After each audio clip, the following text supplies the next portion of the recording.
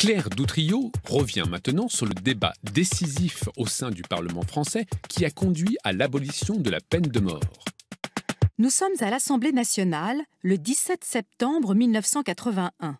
Quelques mois plus tôt, François Mitterrand a été élu président de la République.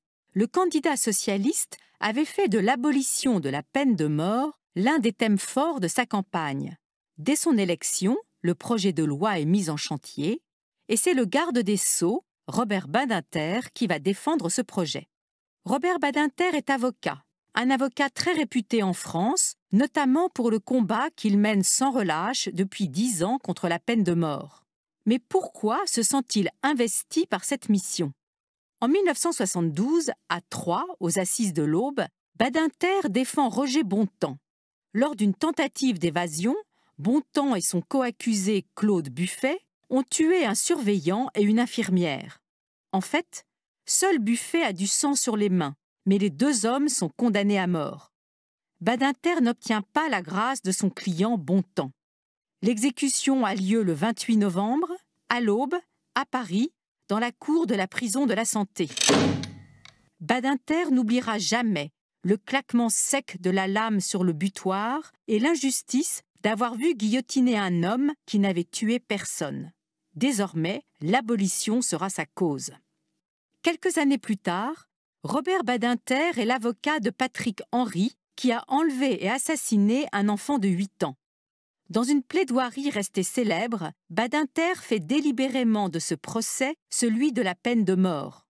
On prend un homme vivant et on le coupe en 2 morceaux, c'est ça, guillotiner. Il évite la peine de mort à son client. Désormais, Badinter devient l'avocat des condamnés à mort qui font appel de leur jugement. Et le voici donc, ce 17 septembre 1981, devant l'Assemblée nationale. J'ai l'honneur, au nom du gouvernement de la République, de demander à l'Assemblée nationale l'abolition de la peine de mort en France.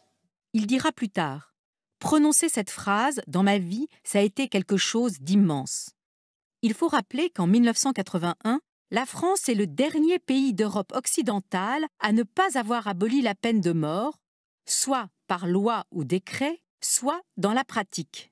Rappelons pour mémoire qu'en Allemagne de l'Ouest, l'interdiction de la peine de mort est inscrite dans la loi fondamentale de 1949. Mais revenons au débat.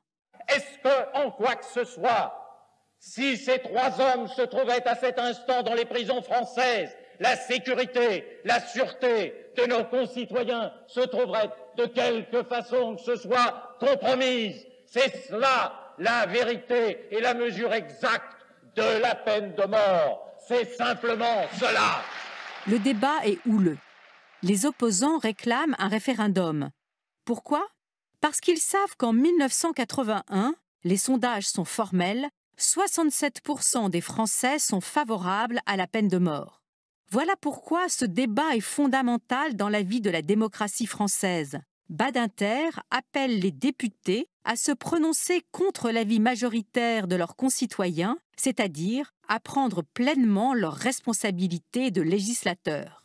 Demain, voyez-vous, demain, grâce à vous, la justice française ne sera plus une justice qui tue. Demain, grâce à vous, il n'y aura plus, pour notre honte commune, des exécutions furtives à l'aube, sous le dais noir, dans les prisons françaises. Demain, les pages sanglantes de notre justice seront tournées. La plaidoirie de cet avocat devenu ministre est empreinte d'humanité et de dignité. En voici les derniers mots. À cet instant,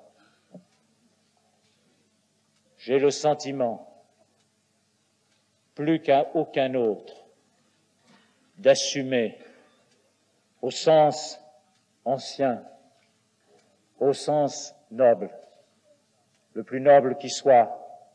Le mot de ministère, c'est le service. J'ai le sentiment de l'assumer. Demain, c'est l'abolition. Législateur français, de tout mon cœur, Je vous remercie. La loi sera adoptée le lendemain par 363 voix contre 117. Plusieurs députés de droite se sont donc prononcés pour cette loi. Robert Badinter a gagné le combat d'une vie. Et il restera auréolé par les mots qu'il a su choisir, loin de l'esprit de polémique. Robert Badinter acquiert désormais en France le statut de sage. Et c'est cette loi qui est devenue partie intégrante de la Constitution française.